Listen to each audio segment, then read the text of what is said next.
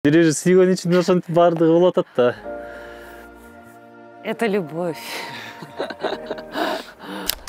To a country we practically know nothing about, except that the people living there are... Бир нече жыл мурун мигрант жигит менен москвалык кыздын сүйүүсү деген тасма тартылып, Жаныбек менен Айсянын сүйүү баянына суктангандар көп болгон эле. Орусияда табышкан түгөйлөр ушул тапта Кыргызстандын баш каласында жашап, туристтер үчүн атайын турларды уюштурат.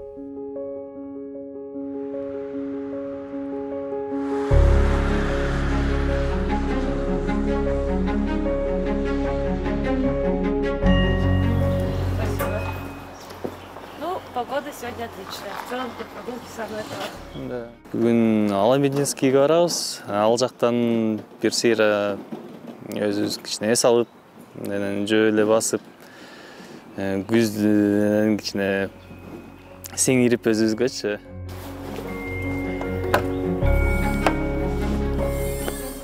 Бүгүн биз Кыргызстандын булуң бурчун кыдырып чыккан түгөйлөр менен чогуу тоо койнуна жөнөдүк. 6 адам, 6 пассажир отурат. Ошоңусуна карап алдык да. Адам көп батат деп. Бүгүн тур жок. Жок, бүгүн тур жок. Тур деле күндө эмес, негизичи. Мындай бир айда 3 жолу 3 тур болуп калса, ошого эле шүгүр.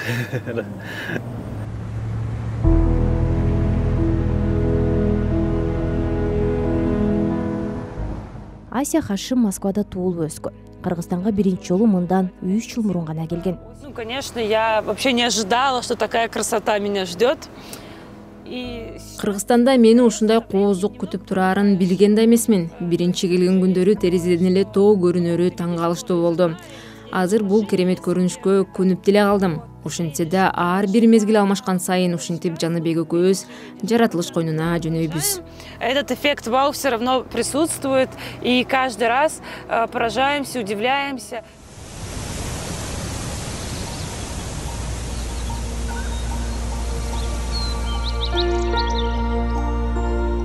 Жаныбек жана Айся социалдык тармактарда Кыргызстанда көрүшөбүз аталышында блог жана сайт иштетет.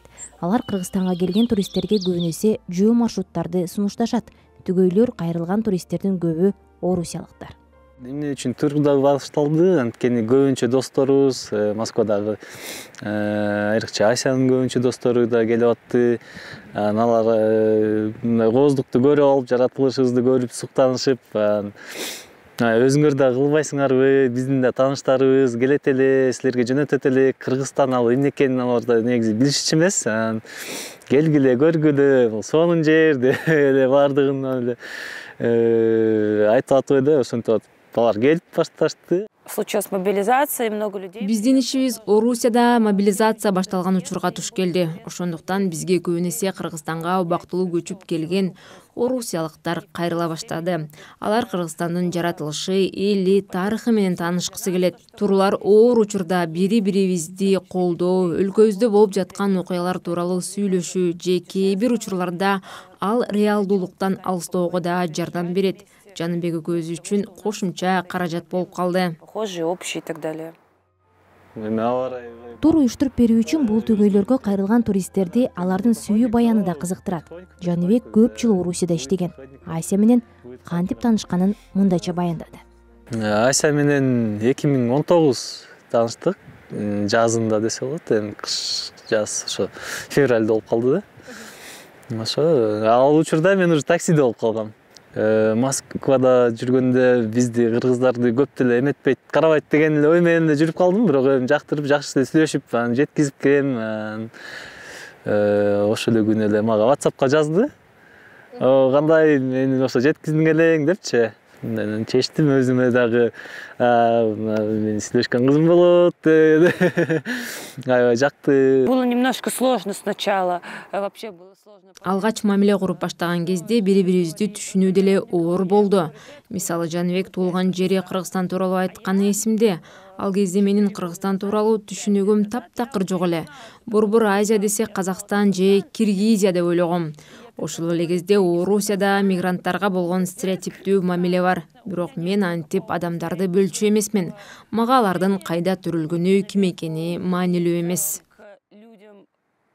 в зависимости от их происхождения или откуда они приехали. Вот, поэтому у меня такой лично проблемы не было внутри меня. Красиво. Смотри, как там красиво, да, вот желтое. Да, реально. Красиво. Да, не только там, вот и вот тут видишь. Жаныбек менен Айся пандемия коштогон 2020 жыл алар үчүн абдан оор жыл болгонун эскерди. Жакындары ооруп Кыргызстанга кайтып келген Жаныбек жарым жылдан кийин кайра Москвага кире албай калган. Мигрант жигит кара тизмеге 2 жылга киргени белгилүү болгон. Айся ошол эле жылы Жаныбек менен бирге болуу үчүн Кыргызстанга издеп келген. Москвага уже барган учурумда паспортный контролду өтүп аткандан кийин сен кирбейсиң, сага уруксат жок экен, берилбептир, эмне үчүн десем, штрафтар бар экен деди да. Мени ошончо 2 жылга киргизбейт экен, 1,5 жыл калыптыр, ошо негизи 2 жылга жаптыр деп түшүндүрдүм бардыгын толук. Аны баарыбыз кабыл алдык, кандай болсо дагы ошондой болду деп. Ну, мы подумали, что тогда сразу договорились, что, ну, значит... Биз кара тизме тууралуу укканда эле дароо эмне кылсак деп ойлондук. Анда экөөбүз башка өлкөдөн тизмеден чыкканга чейин жашап турсакпы дегенбиз. Ошентип отуруп Кыргызстанды таңдадык. Анткени бул Жаныбектин өлкөсү, анын жакындары бул жакта. Жок дегенде бирибизге жакын өлкө болуп жатат. Мен үй бүлөмө түшүндүрүп, батиримди ижарага берип, Караколго көчүп келдим. Айся Хашим теги араб кызы. Ал Москвада театр жана кино жаатында билим алган. 2021 жылы Айся менен Жаныбектин окуясы тууралуу режиссер Василий Зоркийдин кыска метраждуу тасмасы тартылып, орус сегментине жарыяланат.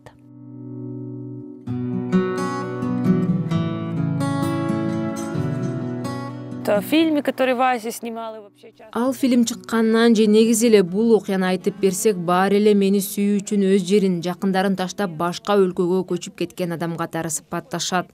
Алар мени сүйүү үчүн ушундай курмандыктарга барды деп айтышат. Ооба, бул окуяда мен деле чоң эрдик кылсам керек, бирок экөөбүз бирге болгонубузга Жаныбектин да салымы чоң. Кыз келинге болгон талап, салттар көп өлкөдө ата-энесине түшүндүрүп, менин да, алардын да ордун бийик кылганы маанилүү деп ойлойм. Бул окуядагы дагы бир кызык жагдай, мен кеткенден жарым жылдан кийин согуш башталды. Орусия жана Украинадагы согушка мен каршы болуп келгем, ошондуктан өз өлкөсүн бул окуя үчүн таштап кеткен башка мекендештеримден эрте Кыргызстанда түптөлүп, жакын адамдарым таап калдым. Балким мага бул учур жеңилирээк өттү. Просто до этого сработало.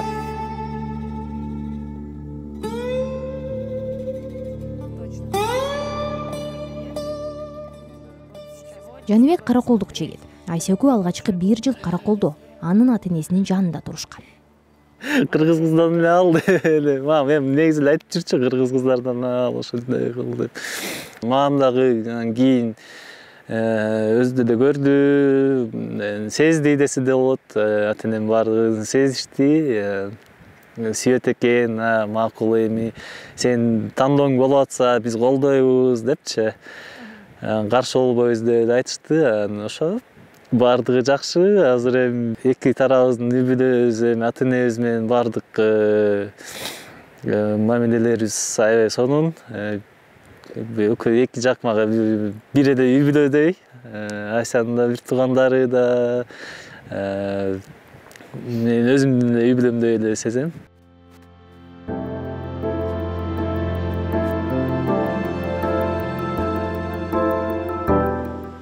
Ошентип бир кезде 2 жылдан кийин Орусияга кетебиз деген түгөйлөр азыр Кыргызстанга бекем байланып калышкан. Алар өздөрүнүн башынан өткөн сүйүү баяны башкаларды толеранттуулукка үндөп, бири-бирине чыдамдуу болууга, тоскоолдуктарды жеңүүгө ишеним жаратат деп эсептейт. Потому что, например, мои друзья теперь каждый раз... Менин Орусиядагы досторум азыр эми таксиге отурган сайын айдоочуларга болгон мамилеси өзгөрдү. Эгер айдоочу кыргыз болсо, аны менен сөзсүз Ысык көл же Кыргызстандын башка кооз жерлерин талкуулап баштайт. Канчалык көп орусиялыктар Кыргызстандын кооз жерлери эли менен таанышса, ошол эле кезде алардын мамилеси бул жактагы жергиликтүү элди көрсө, абал өзгөрөт деп ойлойм. Ал эми Жаныбек экөөбүздүн окуябыз адамдарда сүйүүгө болгон ишеничти эле эмес, толеранттуулукту да жаратарына ишенгибиз келет. Тем будет больше толерантности в мире. Айгерим Акылбекова, Бектурсун Самкулов, Азаттык, Бишкек.